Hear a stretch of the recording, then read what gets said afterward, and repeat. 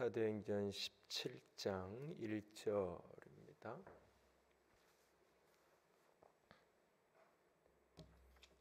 사도행전 17장 1절에서 15절까지. 사도행전 17장 1절에서 15절 말씀까지 한 절씩 돌아가면서 읽겠습니다. 그들이 암비볼리와 아볼로니아로 다녀가 데살로니가에 이르니 거기 유대인의 회당이 있는지라.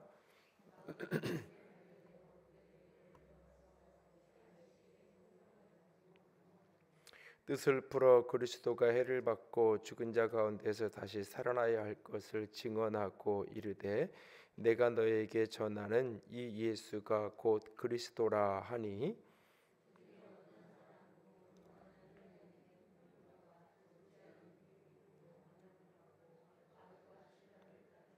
그러나 유대인은 시기하여 저자의 어떤 불량한 사람들을 데리고 때를 지어 성을 소동하게 하여 야손의 집에 침입하여 그들을 백성에게 끌어내고자 찾았으나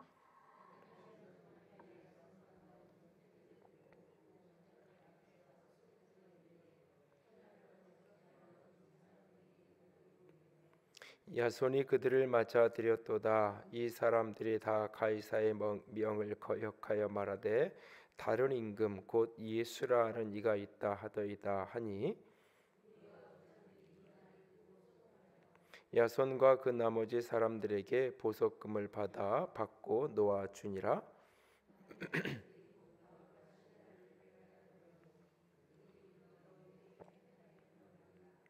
베레아에 있는 사람들은 데살로니가에 있는 사람들보다 더 너그러워서 간절한 마음으로 말씀을 받고 이것이 그러한 거하여 날마다 성경을 상고함으로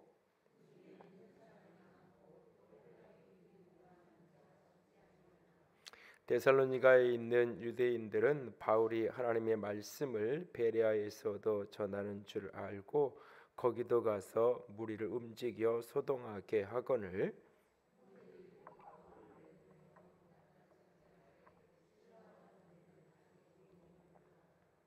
함께 읽습니다. 바울을 인도하는 사람들이 그를 데리고 아덴까지 이르러 거기서 실라와 디모데를 자기에게로 속히 오게 하라는 명령을 받고 떠나니라. 아멘. 지난 금요일 날 요한계시록에 대한 이야기를 나누면서 저 유아실은 모니터를 잠오시는 영상을 열어줘야 될 텐데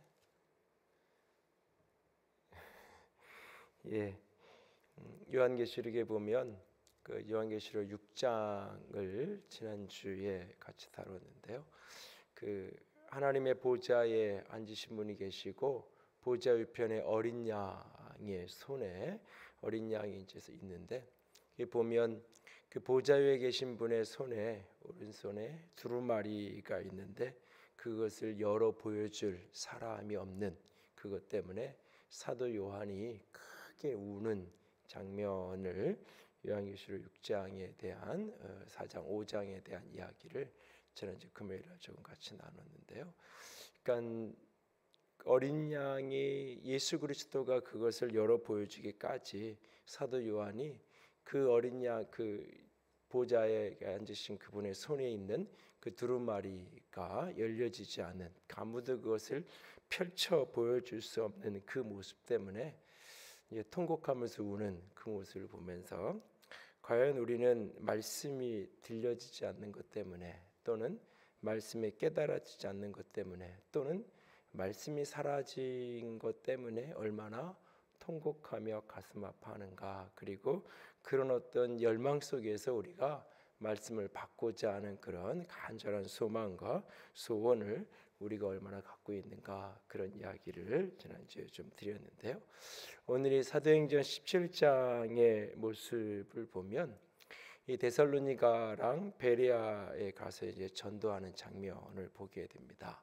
이 전도의 중심에 말씀을 강론하고 말씀을 전하고 말씀을 받는 그 모습들이 등장하고, 데살로니가 전서를 가면 이 말씀을 받는 데살로니가 교회의 모습에 대한 이야기가 또 데살로니가전서 1장에 나옵니다.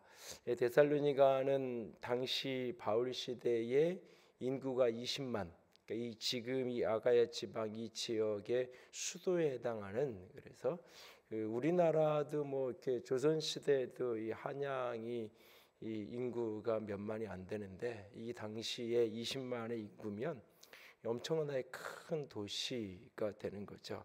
그런데 이 도시를 이제 바울이 들어가서 말씀을 전하고 강론할 때 도시 전체가 흔들리고 요동하는 그런 장면을 보게 됩니다. 오늘 6절 말씀을 좀 보시면, 6절을 보면 바울과 그 일행들을 찾아 나서면서, 그런데 찾고 싶었는데 찾지 못하게 되는 상황이 펼쳐지자 그 사람들이 소리질러 이렇게 말합니다. 6절 하반절에 보면 소리질러 이르되 천하를 어지럽게 하던 이 사람들이 여기도 이르매. 천하를 어지럽게 하는 사람들이 이곳에도 이르렀다. 이게 천하를 어지럽게 한다. 어지럽게 한다, 이 표현이 영어 표현에 보면 천하를 뒤집어 엎는다, 천하를 들었다 놨다 하는 그런 어떤 사람들의 모습을 언급을 하고 있습니다. 그러니까는 바울과 이 디모데랑 실라랑 이 사람들이 데살로니가에 가서 한 거는 말씀을 강론한 것뿐이에요. 가서 말씀을 전하고 복음을 전한 것뿐인데, 사람들은 천하를 어지럽히는 사람, 천하를 들었다 놨다 하는, 요동시키는 그런 사람이라고 말합니다. 반면에 또 오늘 본문에 보면 몇 가지 소동이라는 표현이 몇 번 반복되는데, 이 보시면 앞에 보시면 5절에 보면 유대인들이 몇몇 사람들이 이제 이 데살로니가에서 바울과 그들을 신라를 따르는 걸 보고는 5절에 유대인들이 시기해서 그 성을 떼를 지어서 불량한 사람들을 데리고 와서 이 성을 소동한다. 그리고 야손의 집에 가서 침입해서 백성들을 끌어내린, 바울을 찾다가 못 찾는 장면이죠. 그리고 8절에 내려가 보시면 무리와 읍장들이 이 말을 듣고 소동하여, 그러니까는 이 다른 임금 예수라는 일을 전한다는 7절의 말씀을 듣고 무리와 읍장들이 소동하는 장면이 있고요. 그리고 뒤에 또 이 베레아에 가서 보면 13절에 보면 데살로니가에 있는 유대인들이 바울이 하나님의 말씀을 베레아에서도 전하는 줄 알고 거기도 가서 무리를 움직여 소동하게 하거늘, 이렇게 말합니다. 여기 보면 데살로니가에서도 그렇고 베레아에서도 그렇고 어떤 사람들, 오늘 본문에는 불량한 사람들이라고 또는 표현하는 어떤 사람들에 의해서 소동한다라고 표현을 하고 있어요. 이걸 요즘 말로 이야기하면 선동하는, 요즘 말로 얘기하면 선동하는, 그 예전에 뭐 요즘에는 그런 게 조금 더 적지만 과거에 일단 사람들을 선동해 가지고 막 이렇게 정부에 대한 반대를 하게 하고 뭐 이런 모습에 대해서 부정적으로 이야기하기도 뭐 그랬던 것처럼 선동을 해서 막 온 도시를 흔들면서 이제 바울과 실라 그 디모데 이 사람들을 이제 이렇게 잡아가게끔 격리시키게끔 그렇게 하는 모습을 보게 됩니다.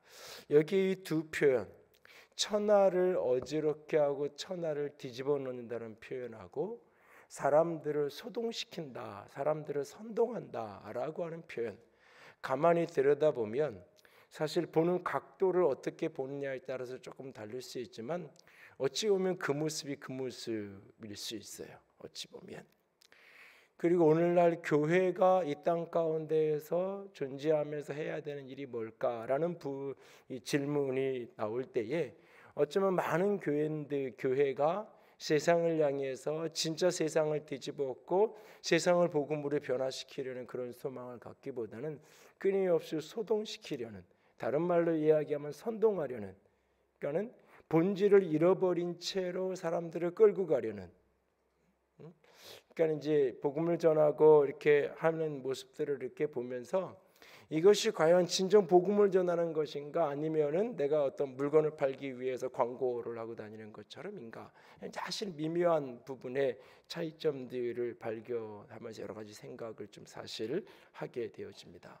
오늘 이 도시의 많은 사람들이 그 불량배들을 동원하고 사람들을 뒤에서 이렇게 하면서 어떤 식으로 했는지 알 수 없지만, 그 예수님 때 보면 이제 예수님을 이 십자가에 못 박으라고 선동하기 위해서 그 바리새인들 이 사람들이 뇌물을 주고 사람들에게 돈을 뿌리고 이제 그런 모습이 등장하는데, 어떤 방법이었는지는 모르지만 사람들을 뒤에서 선동하려는 그런 모습처럼 교회가 때로는 어떤 이벤트, 그것을 이제 어떤 의미에서 이제 이 엔터테인먼트 하는 것처럼 쇼하듯이 교회가 뭔가를 자꾸 이벤트를 만들고 그런 것을 통해서 뭔가 사람들을 이렇게 선동하려는 그런 어떤 유혹이 끊임없이 교회 안에 있는 것을 보게 되고, 많은 하나님의 사람들 속에도 그것이 있는 것을 보게 됩니다.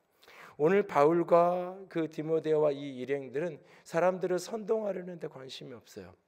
사람들을 소동시키려는 데도 관심 없어요. 그들은 오직 하나님의 말씀을 전했을 뿐이에요. 그리고 하나님의 말씀이 전해졌고 듣는 사람은 하나님의 말씀을 받았고, 그 하나님의 말씀 속에서 그들이 변화되면서 그들의 삶이 바뀌고 생활이 바뀌면서 그 도시 전체가 바뀌어지는 거예요. 그러니까 어떤 의미에서 사람들을 선동해서 끌고 가는 게 아니라 사람들이 말씀 앞에서 자신의 삶이 바뀌고 인생이 바뀌면서 그것이 자연스럽게 그 도시의 변화를 만들어내는 그런 모습, 그런 것들을 부흥이라고 표현을 하는 거죠.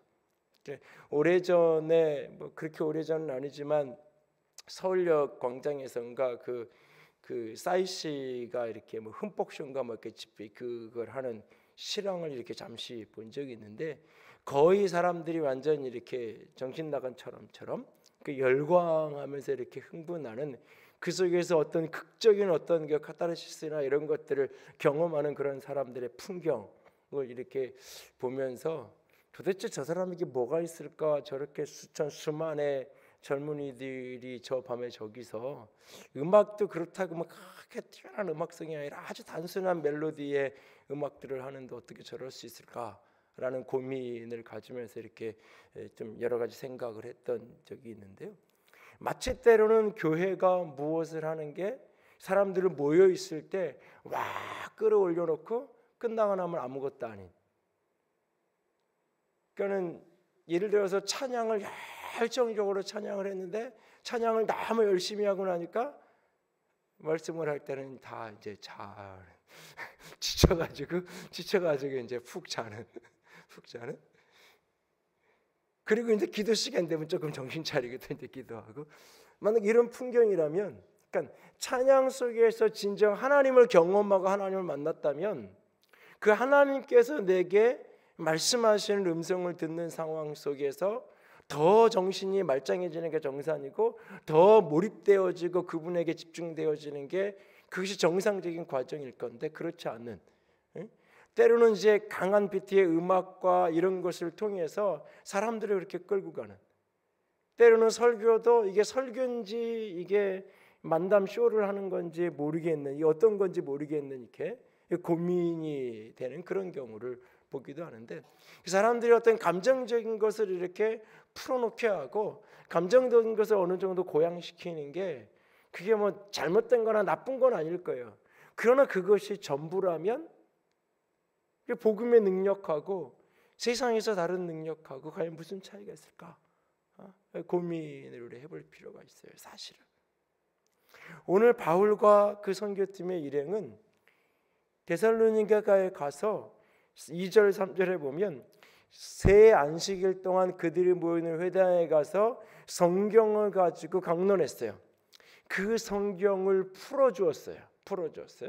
그리고 그 성경 속에 성경을 풀면서 그 성경을 풀어서 결국 그 사람들에게 남은 건 뭐냐면 예수가 그리스도라는 것을 그들이 깨닫게 되고 알게 되는 거예요. 무슨 얘기냐면 성경을 풀어주고 성경을 강론함을 통해서 그들에게 남은 건 뭐냐? 예수 그리스도예요. 그러니까는 선동이나 이런 것들 속에서는 남는 건 뭐냐? 그 사람이에요, 사실은. 그 사람.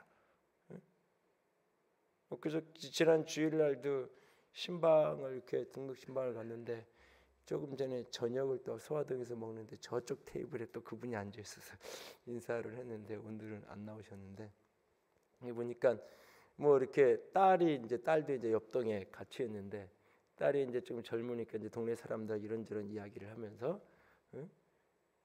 이 하늘교회 목사님 뭐 설교가 이렇게 저렇게 이제 뭐 나쁜 얘기는 아니고 좋은 얘기를 뭐 이렇게 했나 봐요. 근데 사실은 그것이 낯서니까 이제 뭐 처음 알게 되고 초기에 몇 번 그럴 수 있어요. 그런데 그것이 전부라면 사실은 저는 설교를 잘 못한 거예요. 그것이 전부라면. 그러니까 복음이 정상적으로 전해지고 말씀이 정상적으로 전해지면 말씀 속에서 그리스도가 깨달아지고 그리스도가 남아야 되는 거지. 무슨 얘기냐면 학원 가서 공부를 열심히 했어요. 열심히 했는데 와, 저 선생님 진짜 실력 있는 선생님이야. 저 선생님 진짜 잘 가르쳐. 근데 걔가 시험을 보면 문제는 못 풀어. 그 아이는 학원을 지금 잘 다닌 게 아니잖아요. 학원 갔다 와서는 아빠 우리 선생님 너무 좋은 선생님이야. 그 어려운 문제도 풀고 그런 가지 기가 막히게 잘 설명을 해. 나도 학원 선생님이나 해볼까? 뭐 이런 생각까지 가지면서 아주 그런 얘기를 막 해요. 그래? 대부분의 경우는 선생님을 좋아하면 그 과목을 잘하게 돼 있어요. 대부분. 못하는 과목은 어렸을 때는 그 선생님이 싫어서 수학이 싫은 것보다 수학 선생님이 싫어서 수학이 싫어진 경우가 사실 더 많아요. 어쩌면 굉장히 긍정적으로 가는 경우가 많은데 이게 진짜 그렇게 막 칭찬하고 그랬는데 너무너무 좋은 쌤이라 그랬는데 잘 가르친다고 막 얘기를 했는데 막상 시험을 보면 문제는 못 풀어요. 그럼 그 선생님은 좋은 선생님이 아니에요. 잘 가르친다라는 평판을 듣는 게 중요한 게 아니에요. 저 선생님 강의 잘해라는 평가가 남겨지는 게 중요한 게 아니에요. 중요한 건 거기에서 수학 문제를 풀어낼 수 있는, 혼자 내가 시험장에 들어가서 그 문제를 풀어낼 수 있는 능력이 내게 길러지는 게, 그 능력을 길러준 선생님이 좋은 선생님이죠. 그래서 어떤 선생님은 가끔은 아이들이 이렇게 한참 학원만 다니고 그럴 때 어떤 선생님에 대해서 이렇게 물어보면 아빠 그 선생님 아무것도 안 해. 가면은 그냥 문제 풀려고 그러고 한참 풀고 있으면 와서 한두 마디 해주고 뭐 그러고 가. 어떤 생각이 애 입장에서는 내가 꼭 이렇게 돈을 이렇게 몇십만 원씩 줘가면서까지 여기를 가야 되나? 다녀야 되나? 이런 생각이 들어서 아빠는 안 다닐까 봐, 혼자 할까 봐 뭐 이런 얘기도 해요. 근데 나중에 보면 그 과목의 성적이 올라 있어요. 그 선생님은 자기 강의 실력을 아이에게 자랑한 게 아니죠. 그 아이가 뭘 모르는지, 어떤 걸 어떻게 가르쳐야 될지 파악을 하고 그 아이 모르는 걸 해결해줘서 그 실력을 끌어올리는 거잖아요. 오늘 바울과 실라가, 이 디모데가 이 속에서 데살로니가에서 복음을 전하면서 성경을 강론하고 뜻을 풀어줘요. 근데 그 속에서 깨닫게 되고 만나게 되는 게 뭐냐면 결국 예수가 그리스도라는 것을 깨닫게 되는 거예요. 그래서 이들이 이 복음 속에서 예수를 만나니까, 이 말씀 속에서 예수를 그리스도로, 생명으로, 구원으로, 내 인생의 문제를 해결할 분으로, 나를 죄와 사망에서 구원할 구원자로 예수 그리스도를 만나고 나니까 그들의 인생이 달라지는 거예요. 어떤 사람에 대해, 어떤 설교, 바울에 대해서 칭찬을 하고 다닌 게 아니에요. 이들이 지금 와, 바울과 실라 그 사람 성경들 많이 알더라, 잘하더라, 그걸 떠들고 다닌 게 아니에요. 한 번은 그럴 수 있고 두 번은 그럴 수 있어요. 그러나 중요한 건 그 속에서 결국은 예수가 만나줘야 되는 거예요. 복음이 만나줘야 되는 거예요. 오늘 우리 속에 신앙생활하고 우리 그 교회에서 함께 걸어가면서 말씀 속에서 끊임없이 우리는 예수가 만나줘야 돼요. 그리고 그 예수가 내 안에서 말씀 속에서 살아실 때 그 예수 그리스도의 복음이 나를 변화시키고 나를 바꿔가는 거예요.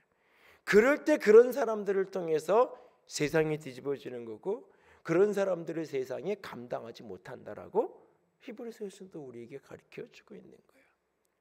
오늘 앞에서도 바울이 자기 자신에게 바나바랑 같이 복음을 전하는 과정 속에서 자신을 험해라고 얘기하고 스스라고 이야기하고 그러면서 자신을 헤르메스라고 이렇게 이야기하면서 신봉하려고 할 때 깜짝 놀라가지고 아니라고, 나는 당신과 똑같은 성정의 사람일 뿐이라고 자기 자신을 이야기하잖아요. 자기를 드러내고 자기를 자랑하는 것이 아니라 오직 예수가 살아있는. 오늘 우리는 교회를 찾는 사람들에게 교회를 소개할 수 있어요. 그러나 우리의 그것은 일시적인 일이고 그 너머에 예수가 그리스도라는 것을 전할 수 있어야 돼요. 예수를 그리스도로 만나야 그 사람의 인생이 달라지는 거예요.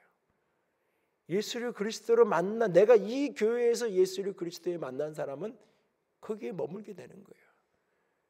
그리고 끊임없이 그 속에서 예수를 그리스도로 전하러 다니게 돼 있는 거예요, 사람이. 오늘 교회는, 오늘 우리가 말씀을 잃어버렸다고 이야기할 때 강론 자체를 잘하는 사람을 잃어버린 게 아니에요. 성경을 풀어내는 능력이 없어진 게 아니에요. 수많은 석박사들이 수많은 논문들이 쏟아지고 있고 우리는 핸드폰 안에서 거의 모든 논문들을 다 읽어볼 수 있어요. 예전에는 제가 설교하다가 자료가 필요하면 사당동을 가서 도서관에 앉아서 일부러 다 자료를 열어봐야 되겠어요. 지금은 도서관에는 갈 필요, 여기 앉아서 얼마든지 도서관에 있는 자료, 주석에 있는 자료인데 웬만한 것들은 다 필요하면 여기 앉아서 조금만 회비 내면 얼마든지 들어가서 들여다볼 수 있고 PDF 파일로 하도 있어서 내가 영어가 딸리고 이거 언어가 딸려가지고 다 못 보는 거지, 얼마든지 볼 수 있는, 앉아서 얼마든지 뜻을 찾아나갈 수 있어요, 사실. 근데 중요한 것은 그것을 풀었는데 그 속에서 예수가 만나져야 되는 거예요. 예수가 그리스도로, 예수님에 대한 정보가 아니라, 예수님에 대한 지식이 아니라 예수가 그리스도로 만나지는 축복이 있기를 원합니다. 교회는 끊임없이 말씀을 전해야 돼요, 세상 가운데서. 이것은 설교자만의 일이 아니에요. 이것은 소그룹 리더들이, 주일학교 반사들이 끊임없이 우리는 복음을 전하고 성경을 강론해야 돼요. 근데 그 속에서 우리가 필요한 건 뭐냐? 예수가 그리스도라는 게 끊임없이 전해져야 돼요. 예수가 그리스도. 그것을 복음적인 설교, 복음적인 가르침이라고 표현 바꿔서 얘기할 수 있을 거예요. 그것이 우리 안에 회복돼야 돼요.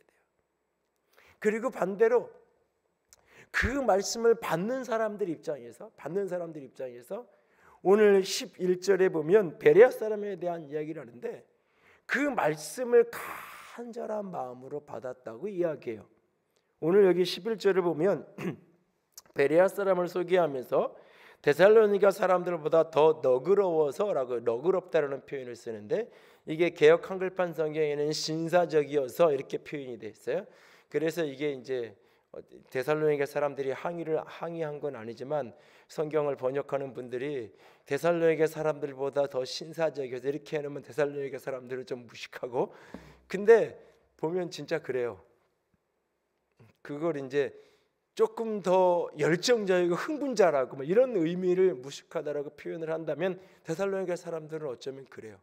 그래서 사람들을 선동해서 모아가지고 진짜 열심히 있어요. 열심히 어느 정도? 바울과 실라가 데살로니가에서 도망가서 베레아에 갔으니까 핍박하기 위해서 원정으로 가잖아요. 핍박하기 위해서 원정까지 와서 그 베레아 사람들을 선동해서 또 선동하고 소동시켜서 바울과 실라를 쫓아보내게끔까지 할 만큼 굉장히 열정 있는 사람들이에요, 그들은.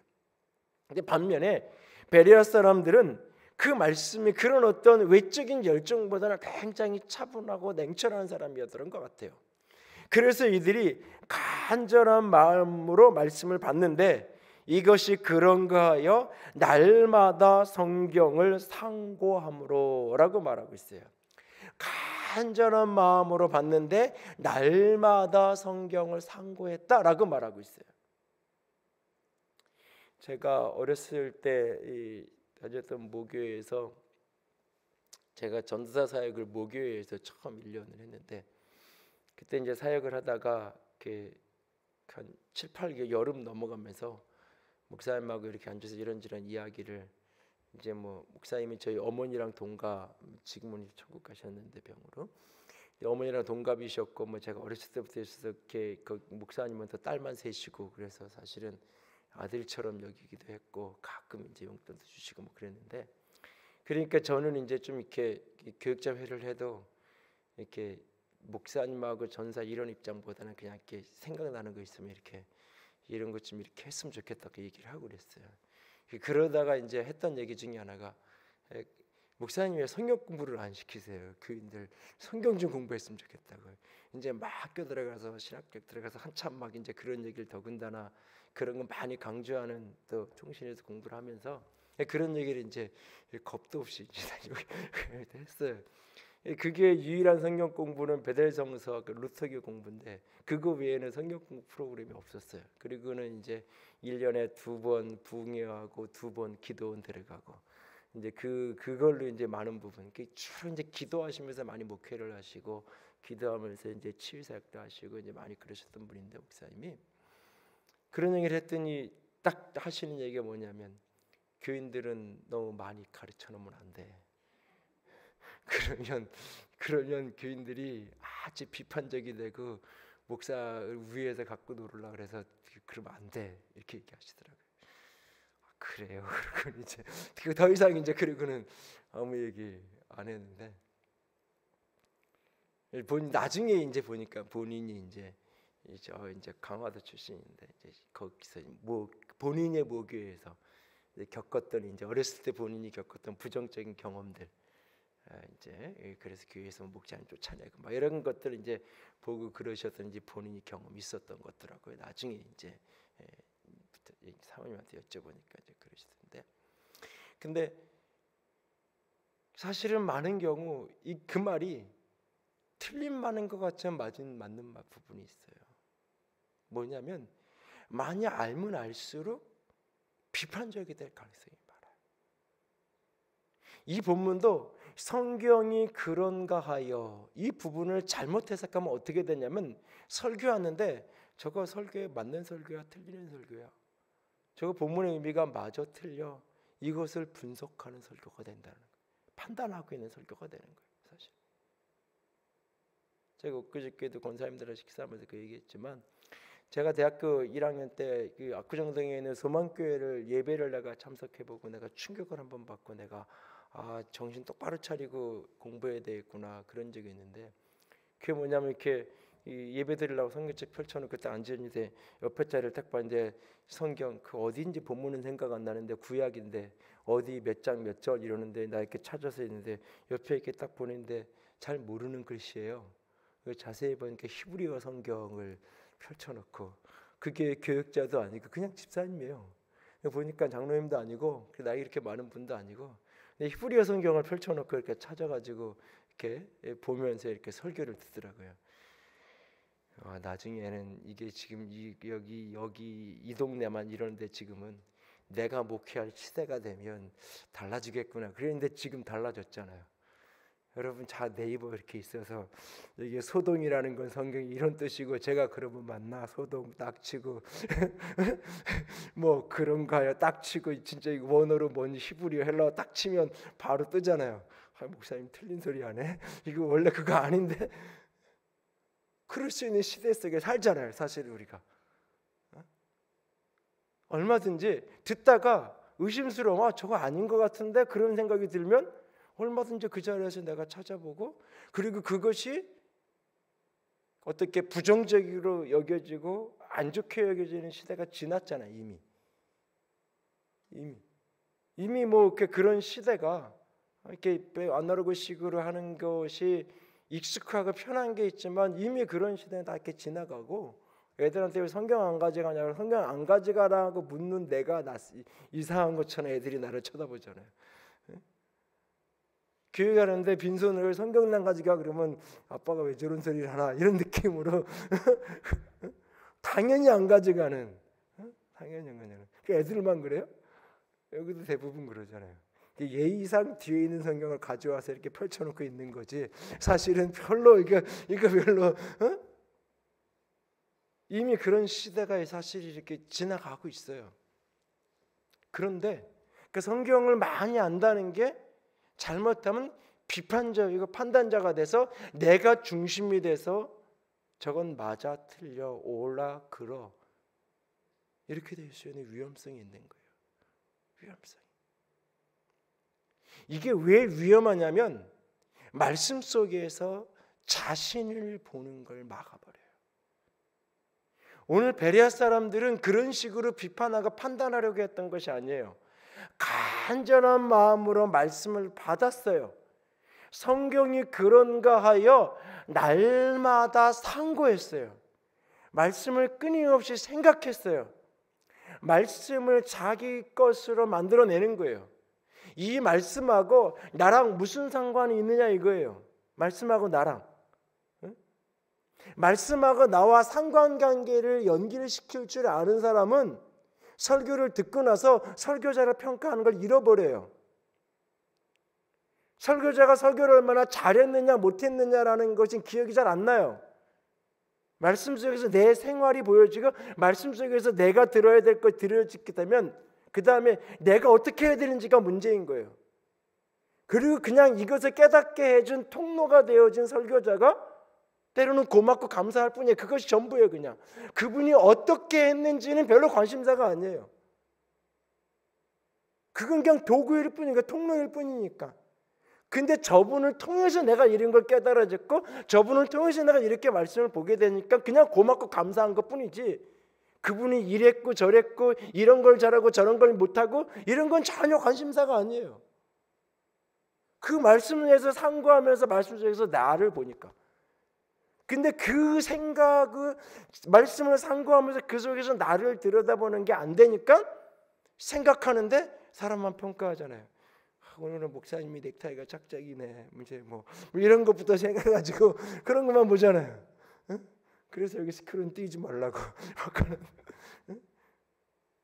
우리는 또 다 보이니까 구두를 뭘 신었네. 이제 누구는 저 앞에 앉아가지고 목사님 바지가 많이 구겨지셨네요. 누구는 또 그러는데, 응?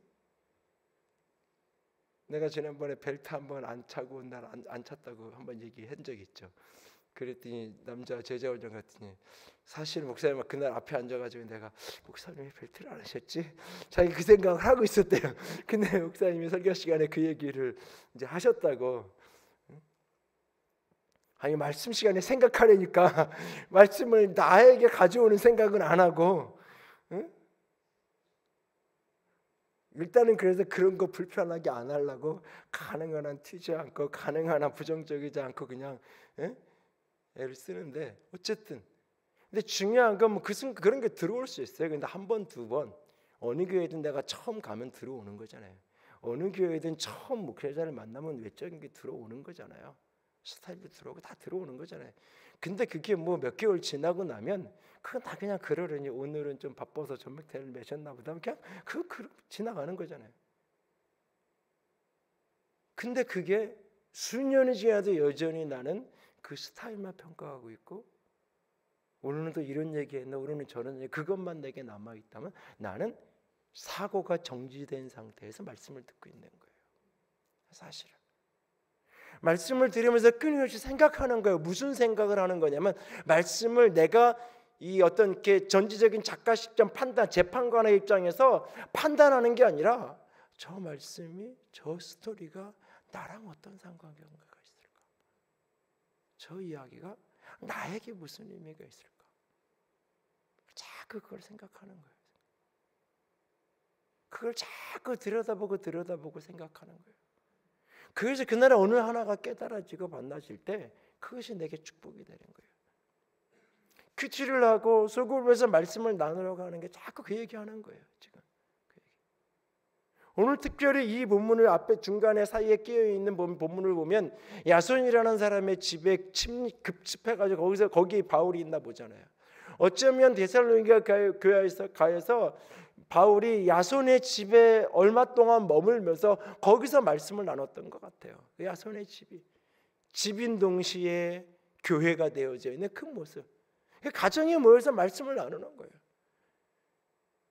성경은 그냥 잘 풀어주고 끝나는 게 아니에요. 그 성경이 나랑 무슨 상관관계가 있는 건지, 그 성경이 내 삶으로 들어오고 성경이 내 삶에서 녹아져 들어오기 시작하는 거예요. 그 말씀을 자꾸 내게로 가지고 들어오는 연습을, 훈련을 자꾸 그 사고를 해야 되는 거예요. 그래야 우리가 말씀으로 나를 변화시키는 게 가능한 거예요.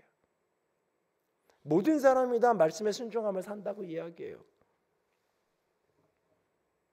당신 왜 이렇게 말씀에 불순종하고 사냐고 누군가가 물으면 너 저 불순종하는 거 없는데요. 저 요즘에 순종 열심히 하는데요. 주일날 예배도 안 빠지고요. 11조도 안 빠지고 드리고 있고요. 저 열심히 하는데요. 샘터도 잘 모이고요. 뭐 이런 어떤 형식적인 거 이렇게 얘기하는 거죠. 왜 이렇게 말씀대로 안 사냐고 누가 얘기하면 저 요새 누구 사기치거나 뭐 누구 이렇게 욕하고 다니거나 그런 거 없는데요. 말씀이 내 삶으로 다가와지는 게 안 되니까, 말씀에서 나를 보는 게 안 되니까 그 생각을 자꾸 하는 거예요. 생각. 그러니까 성경을 묵상한다라고 할 때 묵상은 두 가지예요. 결국은 성경 속에서 하나님의 마음을 보는 거고 그 하나님의 마음 속에서 나를 보는 거예요. 그 성경 속에서 예수를 그리스도로 만나고 그 속에서 나를 보는 거예요.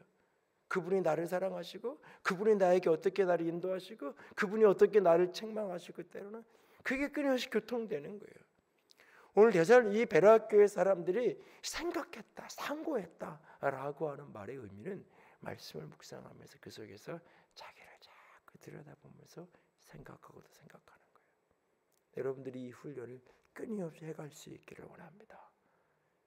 사실 이것 때문에 몇 개월 전부터 의도적으로 그 큐티인으로 큐티 바꾸고 나서부터 의도적으로 설교할 때든지 이럴 때든지 적어도 하나 이상씩은 이제 내가 실수한 거 그런 걸 자꾸 찾아가지고 자꾸 이야기를 하려고 애를 쓰는데 뭐든지 하여튼가 그러니까 말씀 속에서 자꾸 나를 비춰줘서 내가 보여줘야 이게 바뀌어지는 거예요. 그래야 내 삶이 변하고 그럴 때 내 가정이 변하고 내 일터가 변하면서 세상이 변화되기 시작하는 거예요. 자꾸.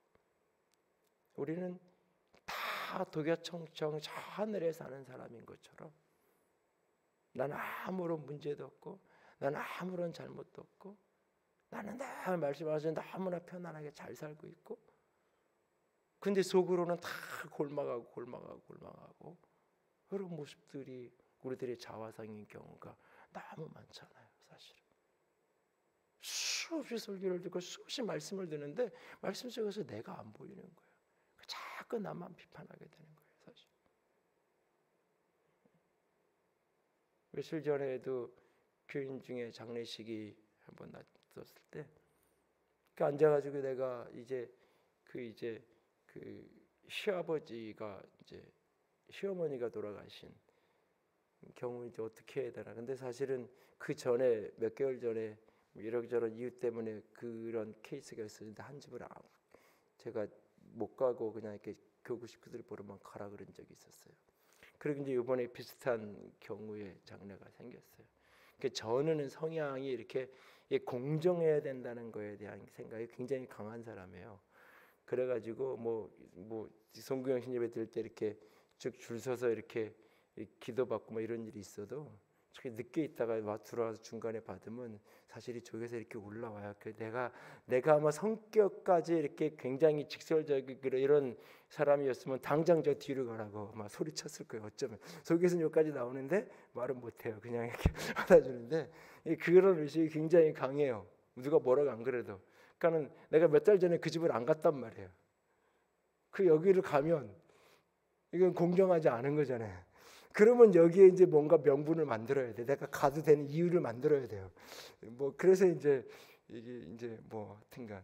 근데 사실은 한번 얘기하면 다 설명하면 다 이해할 수 있는 그날은 뭐 이렇게 다른데 중환자재 문병 가야 될 이게 신방 가야 될 일정이 있었고 뭐 이렇게 안 맞았고 뭐 이렇게 얘기하면 돼요. 그런데 그게 이야기는 할 망정 이해는 되지만 그래도 공정한 거 아니잖아 이런 생각이 좀 있어요.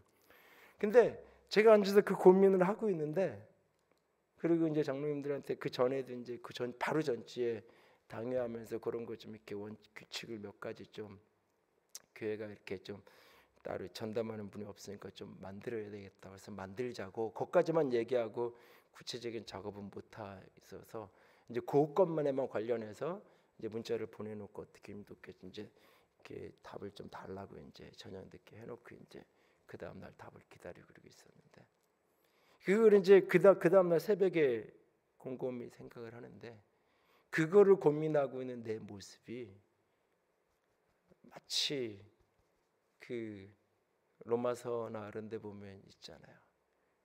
율법이 더 중요하고 법이 더 중요하고, 그러니까 율법이 더 중요하냐 사람이 더 중요하냐. 안식일에 병 고친 것 때문에 그 사람이 병 나은 거에 관심 있기보다는 왜 안식일에 너 그 짓 했느냐라고 이야기하는. 나는 그런 설교를 하든지 그런 본문을 읽을 때 항상 나는 그런 사람이 아니라고 생각하고 살잖아요.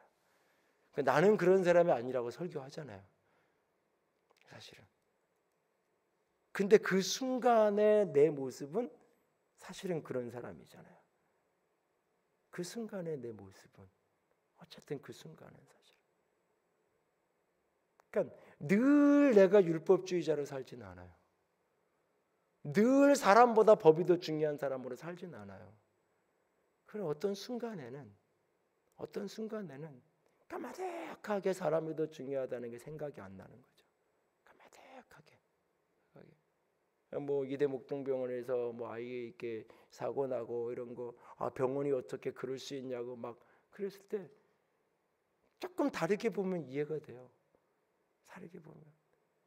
사실 병원 입장에서 병원 소문 잘못 나면 이 병원 문 닫게 생긴 뭐 이런 게 병원 입장에서는 그 생각. 내가 만약에 병원장이고 내가 만약에 조그만 가게를 하는데 우리 가게에서 누가 먹다가 사고 났으면 그 사람 다 가서 불러다가 돈을 주고라도 이거 다 떠들지 말라고, 얘기하지 말라고 사정하자. 소문 나서 이 사람 돈 좀 주는 게 소문 나서 가게 이미지 나빠지는 건 나을 수 있으니까. 누군가는 사람이 중요하지 가게가 중요하냐고. 남들 얘기할 땐 분명히 그럴 수 있는데 내 문제로 오면 돈이 더 중요하지.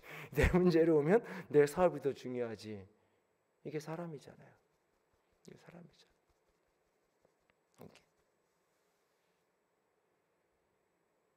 어느 날 그 고민을 하고 있는데 그날 아침에 그런 게 좀 느껴지더라고요.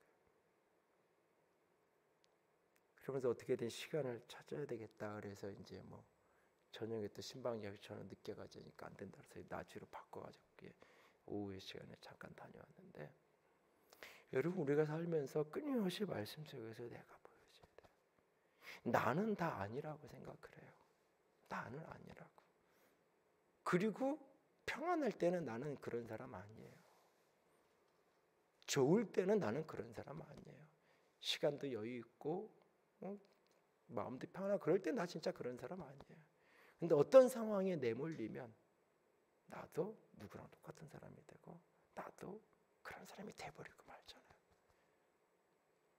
그럴 때 그게 보여지고, 그럴 때 깨달아지고 알아지고. 어디에서? 하나님의 말씀 속에서. 말씀 속에서 그게 깨달아지면 하나님이 나에게 하는 말씀이니까 내가 그걸 고쳐가게 되고 바꿔가게 돼 있어요. 그리고 그 말씀 속에는 늘 성령의 같이 역사하잖아요. 데살로니가전서 1장에 가보면 데살로니가 교회를 바울이 칭찬하면서 뭐라고 이야기하냐면, 하나님의 말씀이 너희에게 말로만 임하지 않고 성령과 능력과 큰 확신으로 임했다고 얘기해요. 너희가 환난 속에서도 성령의 기쁨으로 말씀을 받았다라고 이야기해요. 여러분 이 1절에서 9절까지 이 풍경을 한번 보세요. 바울은 그렇게 하고 도망가면 됐어요. 바울은 그렇게 도망가서 베레아로 가고, 베레아로 갔다 거기서 쫓아오니까 그 다음에 아테네로 내려가고, 바울은 그렇게 가면 돼요. 근데 베레아에서 그 데살로니가에서 거기서 전도받았던 그 사람들, 거기서 예수를 그리스도라고 믿게 된 그 사람들은 바울 따라서 도망갈 수 없잖아요. 거기서 살아야 돼요. 근데 데살로니가 이 사람들은 어느 정도 사람이냐면 베레아까지 원정 가서 핍박하는 사람들이에요. 그런 사람들 속에서 말씀을 포기하지 않고 예수가 그리스도라는 복음을 포기하지 않고 사는 거는 지식으로 되는 게 아닌 거예요. 정보로 되는 게 아닌 거예요. 말씀을 성령으로, 말씀을 생명으로 경험했기 때문에 그 말씀을 포기할 수 없는 거예요. 그래서 그 말씀 속에 성령이, 말씀이 능력으로, 말씀이 큰 확신으로 임했다고 말하는 거예요. 오늘 우리가 그래서 기도해야 되는 거예요. 말씀을 위해서. 전하는 자는 끊임없이 이 말씀 속에서 예수 그리스도가 살아있기를 소원하고 예수 그리스도 중심의 메시지를 끊임없이 전해야 되는 거고, 받는 사람은 그 속에서 끊임없이 간절한 마음으로 받고 끊임없이 그 속에서 그 예수 그리스도 그 복음이 나와 어떤 상관관계가 있는지 자기 자신을 자꾸 들여다보면서 나에게 주시는 말씀으로 말씀 속에서 하나님이 만나지고 말씀 속에서 내가 보여주시도록 끊임없이 사고를 해야 되는 거고, 그리고 그 너머에 엎드려서 기도하는 거예요. 이게 내 능력으로만 안 되니까. 머리 좋은 거랑은 상관없으니까. 머리 좋은 거랑. 가끔 그런 경험을 할 때가 있어요. 진짜 가방끈은 짧고 나이도 많으신데 말씀을 알아들어요. 들으면서 깨달아요. 근데 세상에서 좋은 대학 나왔다고 참 젊은데 뭔 소리인지 하나도 못 알아듣겠다고 이야기해요. 나는 분명 한국말을 이야기하는데 뭐 구약의 뭐 바울이었대, 구약의 다윗이었던 구약 성경 어떤 인물들 이야기하는 게 못 알아듣겠다. 그거는 이해가 돼요. 교회 나온 지 얼마 안 됐으니까 잘 모르겠다는 게. 근데 어떤 사람은 안 들리는 거예요. 그게 아무리 들어보려고 애를 써도. 근데 어떤 사람은 그게 들려지는 거예요. 그게 성령께서 하시는 거예요. 성령께서 사람의 영역을 뛰어넘는. 그래서 말씀을 늘 준비해 놓고 나서는 하나님이 사용해 달라고, 위에 하나님의 성령께서 기름 부어주시고 하나님의 성령께서 사용해 달라고 끊임없이 기도하는 거예요. 여러분들에게도 금요일 기도할 때마다 마지막으로 늘 주일 예배를 위해서 기도하라고 하는 게 단순히 설교자만을 위해서 기도하라는 의미가 아니에요. 말씀을 듣는 내 심령이 새로워지면 그 말씀이 들려지게 돼 있어요. 말씀이 내가 진짜 갈급하고 곤고하고 힘들면 말씀이 들려요. 사실은 내가 배부르고 내가 이렇게 그럴 때 말씀이 잘 안 들려요. 사실은 내 상태랑도 굉장히 깊은 상관관계가 있어요. 그 위에서 기도하는 거야. 그 위에 성령께서 일할 수 있다. 성령께서 역사하실 수 있다. 오늘 데살로니가의 베레아에 그렇게 말씀이 임한 거예요. 그래서 그들을 통하여서 세상을, 천하를 어지럽히는, 천하를 뒤집어 놓는, 천하를 들었다 놨다 하는 그런 역사가 벌어진 거예요. 이 사람들을 모아놓고 수천 명, 수만 명을 모아놓고 선동을 해서 그런 게 아니에요. 거리에 수만 명의 사람이 모여가지고 예수님 그리스도라고 선포하고선 그러면서 도시를 빙빙 돌아서 온 세상이 어지럽혀진 게 아니에요. 온 세상이 뒤집어진 게 아니에요.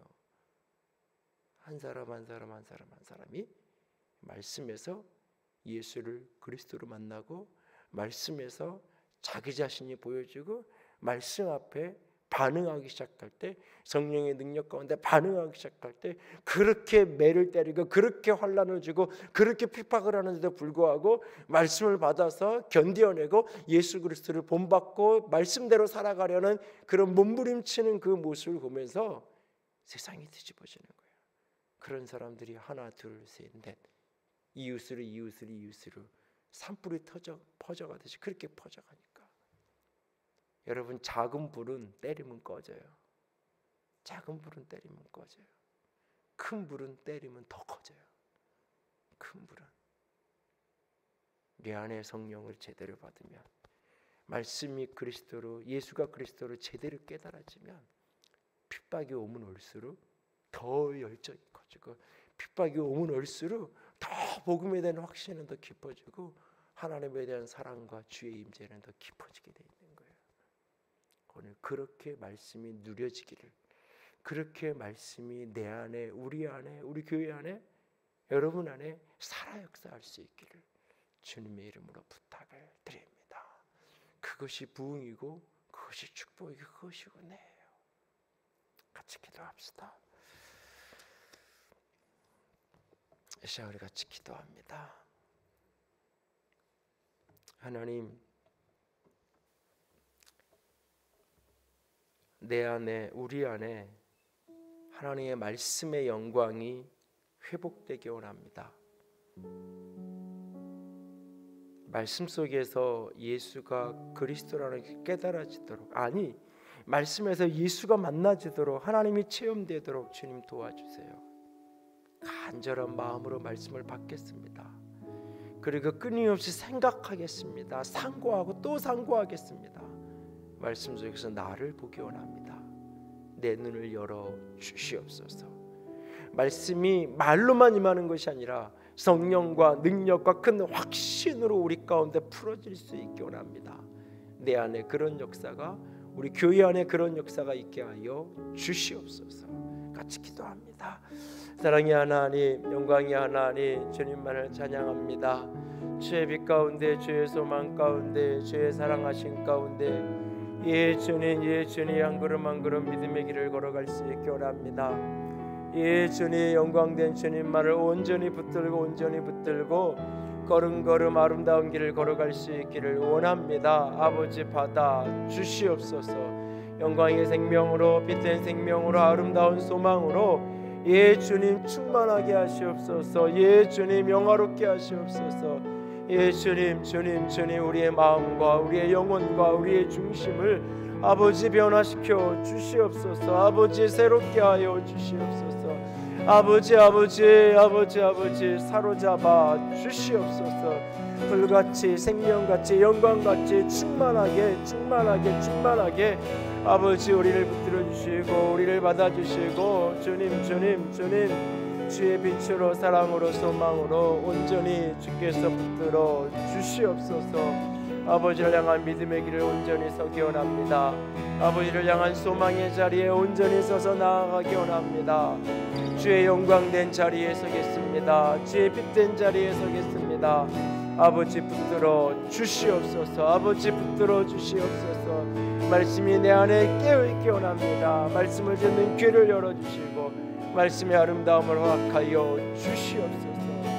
내 안에 있는 말씀의 능력으로 세상을 뒤집을 수 있는, 세상을 변화시켜 갈 수 있는 주의 아름다운 사람들 되게 하여 주시옵소서.